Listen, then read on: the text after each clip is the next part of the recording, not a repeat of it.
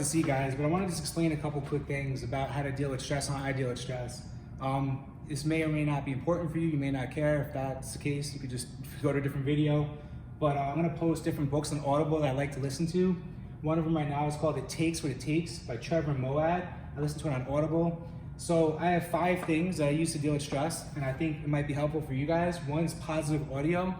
The news and media is, some of the media is very negative. A lot of your friends are scared. When people are scared, they perpetuate fear. So everything you hear right now is the most intense, scared, paranoia. And I'm not saying there's not reason to be scared, but his whole book is about keeping a neutral mindset and not thinking things are, out of realistic positive, but not also blowing things out of proportion. So I'm not saying this whole thing isn't bad, but I also don't want us to take it out of proportion either. I don't think it's the end of the world. I do want everybody to get through this safely. So, to combat some of the negativity and paranoia we're hearing and just mass hysteria, listen to as much positive audio as you could. Find a good audiobook if you have to drive, if you're in your house. Just try to consume positive audio as much as you could. Whenever you're doing something around the house, like an hour a day, stick to a routine, getting up the same time every day. A lot of people, people who are depressed it's shown that they sleep more. So if you're sleeping more than normal, you could feel a little bit more depressed. So getting up early, early to rise, all those people that get up early, and you see all those motivational speakers that talk about that, Jocko Willing, having a routine, getting up early is key to feeling productive throughout the day. It kind of sets you in that whole good mindset for the day. Clean eating. Eating shitty food is gonna have a whole bunch of bad reactions, guys. How you eat affects neurotransmitters in your brain, makes you more depressed. Having sugary food makes you more depressed. So keeping your food clean is gonna be important. A sleep schedule. Sleeping 8 hours a night isn't the same if you go to sleep different times every night. You're better off sleeping less time and consistently each night at a set time than having 9 or 10 hours of sleep that's all over the place. Your body has a circadian rhythm, and you want to go to sleep and wake up the same time every day. That's super important. And number 5, just to summarize this whole book for you, if you don't want to read the book, he works with professional sport teams, college teams, NFL teams. He worked with Russell Wilson from the Seattle Seahawks, who was the highest paid NFL player at the time of him writing his book. And what he found with NFL teams is nobody wants to hear the positive thinking. If you're nervous, if you're in a bad mood, and someone says think positive, you're like, go fuck yourself.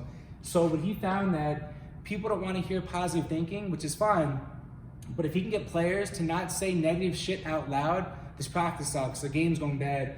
Just by saying something out loud, you internalize it into your mind. I think he said like 40x times worse. So by saying something out, thinking a thought is one thing, it's gonna have X amount of impact in your life. Saying it out loud, 40x that. So just by not saying negative shit out loud, these teams perform much better. So even if you're not feeling the best, if you're not feeling too positive, just don't say it out loud. Don't verbalize it. Don't make that negative thought into an action and make it worse. You don't have to think positive. Just try to avoid saying negative shit out loud. Consume positive audio. Stick to your routine. Eat clean and sleep well. And it has a huge impact and goes very far. Trevor is an expert in this field. His dad wrote Chicken Soup for the Soul. He's been around this his whole life. And he did a study where he wanted to see if he could consume, if he broke his good habits and put in bad habits, if he could outthink and use the knowledge he had to counteract that. So for 1 month, he listened to negative music, watched lots of news, stayed up late, did all these things that are normally he would never do, and he tried to think his way through it. And I think in 26 days, he had a mental breakdown, anxiety attacks, and this is a pro in the field.